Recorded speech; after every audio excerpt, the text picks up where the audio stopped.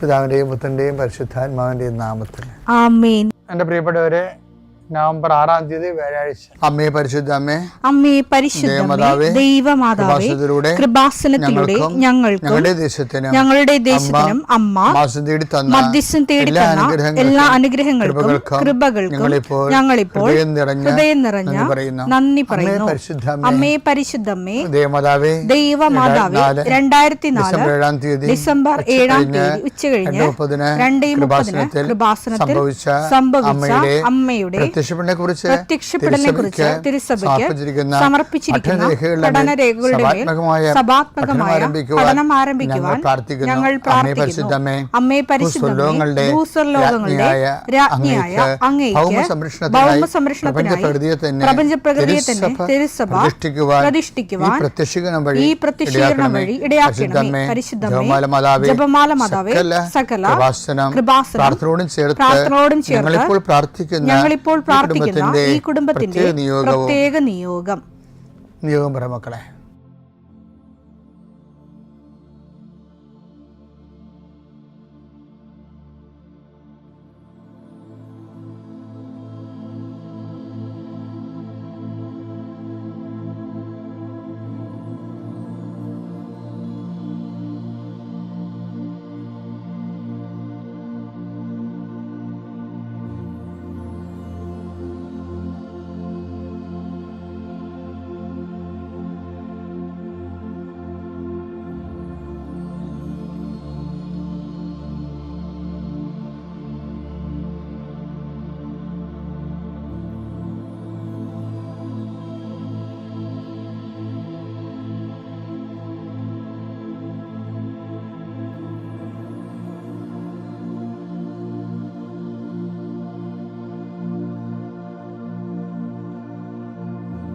അമ്മയുടെ പ്രത്യക്ഷീകരണത്തിന്റെ ഈ അനുഗ്രഹവേളയിൽ ഞങ്ങൾക്ക് സാധിച്ചു തരുവാൻ കനിയണമേ. ആമേൻ. വിശ്വാസ പ്രമാണം. സർവശക്തനായ പിതാവും ആകാശത്തിന്റെയും ഭൂമിയുടെയും സൃഷ്ടാവുമായ ദൈവത്തിൽ ഞാൻ വിശ്വസിക്കുന്നു. അവിടുത്തെ ഏകപുത്രനും ഞങ്ങളുടെ കർത്താവുമായ ഈശോ മിശിഹായിലും ഞാൻ വിശ്വസിക്കുന്നു. ഈ പുത്രൻ പരിശുദ്ധാത്മാവിനാൽ ഗർഭസ്ഥനായി കന്യകാമറിയത്തിൽ നിന്ന് പിറന്ന് പൊന്തിയോസ് പീലാത്തോസിന്റെ കാലത്ത് പീഡകൾ സഹിച്ച് കുരിശിൽ തറയ്ക്കപ്പെട്ട് മരിച്ച് അടക്കപ്പെട്ട് പാതാളങ്ങളിൽ ഇറങ്ങി മരിച്ചവരുടെ ഇടയിൽ നിന്ന് 3-ാം നാൾ ഉയർത്ത് സ്വർഗത്തിലേക്ക് എഴുന്നള്ളി സർവശക്തിയുള്ള പിതാവായ ദൈവത്തിന്റെ വലതുഭാഗത്തിരിക്കുന്നു. അവിടെ നിന്ന് ജീവിക്കുന്നവരെയും മരിച്ചവരെയും വിധിക്കുവാൻ വരുമെന്നും ഞാൻ വിശ്വസിക്കുന്നു. പരിശുദ്ധാത്മാവിലും ഞാൻ വിശ്വസിക്കുന്നു. വിശുദ്ധ കത്തോലിക്കാ സഭയിലും പുണ്യവാന്മാരുടെ ഐക്യത്തിലും പാപങ്ങളുടെ മോചനത്തിലും ശരീരത്തിന്റെ ഉയർപ്പിലും നിത്യമായ ജീവിതത്തിലും ഞാൻ വിശ്വസിക്കുന്നു. ആമേൻ. സുഖസ്ഥനായ ഞങ്ങളുടെ പിതാവേ, അങ്ങയുടെ നാമം പൂജിതമാകണമേ. അങ്ങയുടെ രാജ്യം വരണമേ. അങ്ങയുടെ തിരുമനസ് സ്വർഗത്തിലെ പോലെ ഭൂമിയിലും ആകണമേ. അന്നു വേണ്ടുന്ന ആഹാരം ഇന്ന് ഞങ്ങൾക്ക് തരണമേ. ഞങ്ങളോട് തെറ്റ് ചെയ്യുന്നവരോട് ഞങ്ങൾ ക്ഷമിക്കുന്നത് പോലെ ഞങ്ങളുടെ തെറ്റുകൾ ഞങ്ങളോടും ക്ഷമിക്കണമേ. ഞങ്ങളെ പ്രലോഭനത്തിൽ ഉൾപ്പെടുത്തരുതേ, തിന്മയിൽ ഞങ്ങൾ രക്ഷിക്കണമേ. ആമേൻ. നന്മ നിറഞ്ഞ മറിയമേ, സ്വസ്തി.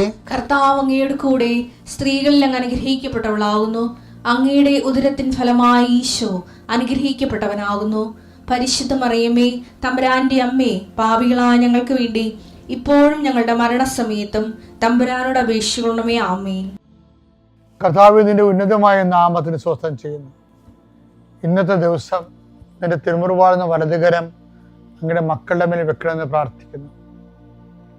കർത്താവ് അങ്ങയുടെ മക്കളുടെ യാത്രകളെ ആശീർവദിക്കണമേ. ഒരു വിഷയം ഓർക്കുമ്പോൾ, ഒരു വ്യക്തിയെ ഓർക്കുമ്പോൾ നിനക്ക് വിഷമം ഉണ്ടെങ്കിൽ അത് കർത്താവ് ഈ നിമിഷം ഏറ്റെടുക്കുകയും നിനക്ക് വേണ്ടി ഈശോ വാദിക്കുകയും ചെയ്തുകൊണ്ട് നിന്നെ അവിടുന്ന് സന്തോഷത്തോടെ തിരിച്ചു കൊണ്ടുവരട്ടെ. നിന്റെ സാമ്പത്തിക പ്ലാനുകളെല്ലാം, നിന്റെ പദ്ധതികളെല്ലാം, 10 പൈസ നിന്റെ കുഞ്ഞുങ്ങൾക്കും കുടുംബത്തിനും വേണ്ടി സ്വരുക്കൂട്ടാൻ വേണ്ടിയുള്ള നടപടികൾ ഈശോയുടെ നാമത്തിൽ സംരക്ഷിക്കപ്പെടട്ടെ. വിവാഹം കഴിക്കാനുള്ളവര്, വിവാഹം പിരിഞ്ഞിരിക്കുന്നവർ, ഒരുമിച്ച് ജീവിക്കാൻ ആഗ്രഹിക്കുന്നവർ, മക്കളില്ലാത്തവർ, ഉള്ള മക്കൾക്ക് ഗർഭസ്ഥ ശിശുക്കൾക്ക് രോഗങ്ങളുള്ളവർ, അതുപോലെ തന്നെ കുഞ്ഞുങ്ങൾ പഠിക്കാത്തവർ, എല്ലാ തരത്തിലുള്ള കുഞ്ഞുങ്ങളെക്കുറിച്ച് ചോദന ഓർത്ത് വിഷമിക്കുന്നവർക്ക് കർത്താവ് നിങ്ങളെ ആശീർവദിക്കുകയും അനുഗ്രഹിക്കുകയും ചെയ്യട്ടെ. ഈശോ ഇന്ന് ഉള്ള യാത്ര മുഴുവൻ സമർപ്പിച്ച് പ്രാർത്ഥിക്കുന്നു. ഇന്ന് ഓരോരോ കാര്യങ്ങൾക്ക് വേണ്ടി പോകുന്നവരെ, ഓരോരോ വ്യക്തികളെ കണ്ടുമുട്ടാൻ പോകുന്നവരെ, ഓരോരോ കാര്യങ്ങൾ ഒപ്പിട്ട് കൊടുത്തിരിക്കുന്നവരെ സമർപ്പിച്ച് പ്രാർത്ഥിക്കുന്നു. ഞാൻ 39 വർഷം അർപ്പിച്ച കുർബാനയുടെ യോഗ്യതയാൽ കൃപാസനത്താറെ ജീവനോടെ പ്രത്യക്ഷപ്പെട്ട മാതാവിൻ്റെ മധ്യസ്ഥത, ദൈവമകനെ, ദൈവമകളെ, നീ ഇപ്പോഴും ആശീർവദിക്കപ്പെടുന്നു. നിന്റെ സങ്കടങ്ങളെ കർത്താവ് ഏറ്റെടുക്കുകയും നിന്റെ കർത്താവ് സന്തോഷത്തോടെ തിരിച്ചു കൊണ്ടുവരികയും ചെയ്യട്ടെ. ഇത് നമ്മൾ സുവിശേഷത്തിലും കാണുന്നത് ഒരു 6-ാം വാക്യമാണ്. മത്തായിയുടെ സുവിശേഷം 5:6. നീതിക്ക് വേണ്ടി വിശക്കുകയും ദാഹിക്കുകയും ചെയ്യുന്നവർ ഭാഗ്യവാന്മാർ, അവർക്ക് സംതൃപ്തി ലഭിക്കും. അപ്പൊ അവിടെ നമ്മൾ ശ്രദ്ധിക്കേണ്ടത് സെക്കുലർ ആയിട്ടുള്ള ജസ്റ്റിസ് അല്ലത്. നീതിക്ക് വേണ്ടി പോരാടുന്ന ഒത്തിരി പേരുണ്ട്. നിരീശ്വരന്മാർ നീതിക്ക് വേണ്ടി പോരാടുന്നവരുണ്ട്, വിപ്ലവകാരികൾ നീതിക്ക് വേണ്ടി പോരാടുന്നവരുണ്ട്, തീവ്രവാദികൾ നീതിക്ക് വേണ്ടി പോരാടുന്നവരുണ്ട്. പോരാട്ടക്കാരെല്ലാവരും അവരവരുടെ രീതികളിലാണ്, അവരുടെ മനസ്സിലുള്ള നീതിയാണ്. അവരുടെ മനസ്സിൽ അവർ നീതിയാണ് ചെയ്യണം എന്നുള്ള ബോധത്തിലാണല്ലോ മറ്റുള്ള കൊന്നുകൂട്ടുന്നത്. അപ്പം ആ അഭ്യാസങ്ങൾക്കൊന്നും റിവാർഡിങ് ഇല്ല. നീതി എന്ന് പറഞ്ഞാൽ എന്താണ്? അവസാനം പറഞ്ഞിട്ടുണ്ട്, എന്നെ പ്രതി. അതാണ്, അതായത് സുവിശേഷവിഹിതമായ വചനാധിഷ്ഠിതമായ ജീവിത സരണി, അത് ഇപ്സഫാത്തോ നീതിയിൽ അധിഷ്ഠിതമായിരിക്കും. അങ്ങനെ നീതിയോടെ ജീവിക്കുന്നവർ ക്രിസ്തുവിൻ്റെ മഹത്വത്തെയാണ് ഉദ്ദേശിക്കുന്നത്, അല്ല കേവല നീതി നിറവേറ്റുകയല്ല, കേവല മാനുഷിക നീതിയുടെ വിഷയമല്ലത്. ക്രിസ്തുവിൽ അധിഷ്ഠിതമായ ഒരു ജീവിതക്രമം ക്രമീകരിക്കുന്നതിൽ, അത് കുടുംബത്തിലായാലും തൊഴിലായാലും പൊതുജീവിതത്തിലായാലും ക്രിസ്തുവിൽ അധിഷ്ഠിതമായ ഒരു നീതിക്രമം ചെയ്യുന്നവരൊക്കെ, അപ്പോൾ നമ്മുടെ എവിടെയായാലും നമ്മൾ ക്രിസ്ത്യാനികളാണെന്നുള്ള ബോധം ഉണ്ടാണ്. പള്ളി, ഞായറാഴ്ച പള്ളി കുർബാനക്ക് മാത്രം ക്രിസ്ത്യാനിയല്ല. കടയിൽ വരുമ്പോഴും കച്ചവടത്തിന് വരുമ്പോഴും വേറെ ആളാവും, അപ്പം ക്രിസ്ത്യാനി ആകത്തില്ല. കണക്കെഴുതുന്ന സമയത്ത് വേറെ ആളാവും, അപ്പോഴും ക്രിസ്ത്യാനി ആകത്തില്ല. ക്രിസ്ത്യാനി എന്ന് വെച്ചാൽ ഫുൾ ടൈം ക്രിസ്ത്യാനി എന്നതിൻ്റെ അർത്ഥം, അല്ലാതെ ഒക്കേഷണൽ ക്രിസ്ത്യൻസ് അല്ല. അപ്പൊ അതെന്ന് പറഞ്ഞാൽ ദൈവകൃപ കൂടി വേണം അതിന്.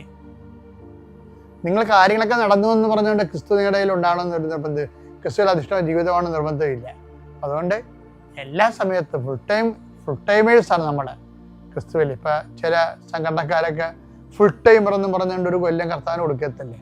ഒരു കൊല്ലം മാത്രമല്ല, അവരൊക്കെ അത് കഴിഞ്ഞിട്ടും അതേ അരൂപ്യത്തിന് ജീവിക്കുന്ന അനേക കാര്യങ്ങളുണ്ട്. അപ്പം നമ്മുടെ ക്രിസ്തുവിൽ എല്ലാ കാലത്തിലും ഫുൾ ടൈമറാണ്, എല്ലാ വിഷയത്തിലും ഫുൾ ടൈമറാണ്. അങ്ങനെ ആകാതെ വരുമ്പോഴാണ് ഈ പ്രലോഭനം ഉണ്ടാകുന്നത്. അങ്ങനെ പാടാണ് ശരിക്കും, നല്ല പ്രലോഭനം ഉണ്ടാകുന്ന വിഷയമാണ്. അതുകൊണ്ടാണ് ഈശോ പറയുന്നത്, അങ്ങനെയുള്ള സാഹചര്യങ്ങളിൽ ഞങ്ങളെ സഹായിക്കണമേ, രക്ഷിക്കണമേ. പക്ഷേ നമ്മൾ ക്രിസ്തു ജീവിക്കാൻ വേണ്ടി അഡ്ഡമെൻ്റായിട്ട് തീരുമാനിച്ചു കഴിഞ്ഞാൽ ഓട്ടോമാറ്റിക്കായിട്ട് പ്രലോഭനങ്ങൾ മാറും. പ്രലോഭനങ്ങൾ ഉണ്ടാകുന്നതിൻ്റെ കാരണം ചില സമയത്ത് പ്രലോഭനങ്ങളായിട്ട് തോന്നത്തില്ല. കാര്യം നമുക്ക് ക്രിസ്തു ഉണ്ടാകണമെങ്കിൽ മാത്രമേ ഇതൊക്കെ പ്രലോഭനങ്ങളായിട്ട് തോന്നത്തുള്ളൂ. അല്ലെങ്കിൽ ആൾ തട്ടിക്കുകയും പറ്റിക്കുകയും ആൾക്കാരെ കമത്തുകയും കൈക്കൂലി വാങ്ങിക്കുകയും ചെയ്യുന്ന സ്വാഭാവികമായിട്ടുള്ള കാര്യങ്ങളായിട്ട്. ക്രിസ്തുവിലേക്ക് അധിഷ്ഠിതമായി കഴിയുമ്പോൾ ഇതെല്ലാം പ്രലോഭനങ്ങളായിട്ട് മാറും. പക്ഷേ ക്രിസ്തുവിൽ ഉറച്ചു നിന്നാൽ നീ ജോലി ചെയ്യണമെന്നുണ്ടെങ്കിൽ ഇങ്ങനെയുള്ള കാര്യങ്ങൾ ഓട്ടോമാറ്റിക്കായിട്ട് മാറുകയും ചെയ്യും. നിങ്ങൾ ഈസി ആയിട്ടൊരു ആത്മീയ ജീവിതം സഹായിക്കാൻ പറ്റുമെന്ന് പ്രാർത്ഥിക്കുക, വല്ലതൊക്കെ ദൈവത്തെ അനുഗ്രഹം അടിച്ചു മാറ്റുക, അതുകൊണ്ട് ഭക്ഷണം കഴിച്ച് ജീവിക്കുക, ദാറ്റ് ഇസ് നോൺസെൻസ്. അത് നിങ്ങളുടെ ക്രിസ്ത്യ ജീവിതമായിട്ട് ബന്ധമില്ല. നിങ്ങൾ വിട്ടിയുടെ സ്വർഗത്തിലായിട്ട് സ്വയം അവരോധിക്കേണ്ട കാര്യങ്ങളൊന്നുമില്ല. വി ആർ നോട്ട് ഇരിക്കുക, നമ്മൾ അങ്ങനെ അല്ല ശരിക്കും. പക്ഷെ എപ്പോഴും നമ്മൾ ശ്രദ്ധിക്കേണ്ടത് എല്ലായിടത്തും തന്നെ നീതിയിൽ അധിഷ്ഠിതമായ ഒരു ജീവിതക്രമം നിലനിർത്തുന്നതിന് വേണ്ടി കർത്താവിനെ പ്രതി, എന്നെ പ്രതി, എൻ്റെ പേരിലൊരു അവഹേളനമോ ധനനഷ്ടമോ മാനനഷ്ടമൊക്കെ ഉണ്ടെങ്കിൽ അത് റീഫണ്ടബിൾ ആകുമെന്നാണ് ഈശോ പറയുന്നത്. എന്താ പറയുന്നത്? നിങ്ങളെ ആശ്വാസം ലഭിക്കും. നീതിക്ക് വേണ്ടി ഉച്ചയ്ക്ക് ദാഹിക്കുകയും ചെയ്യുന്നവർക്ക് ഭാഗ്യവാന്മാർ, അവർക്ക് സംതൃപ്തി ലഭിക്കും. ചിലപ്പോൾ നിത്യതയിലായിരിക്കും കേട്ടാ. ഉള്ള കാര്യം നേരത്തെ പറഞ്ഞേക്കാം. നിങ്ങളിപ്പോൾ കുറിച്ച് വെച്ചോണ്ടിരിക്കരുത് നാളെ കിട്ടുമെന്ന് പറഞ്ഞു. ആ വാക്കിന്റെ പോക്കെന്ന് വെച്ച് കഴിഞ്ഞാൽ സ്വർഗത്തിൽ നിങ്ങൾക്ക് പ്രതിഫലം വലുതായിരിക്കുമെന്നായിരിക്കും. ഓക്കെ, ഇതാണ് ദൈവത്തിൻ്റെയും പരിശുദ്ധാത്മാവിൻ്റെയും നാമം. ആമേൻ.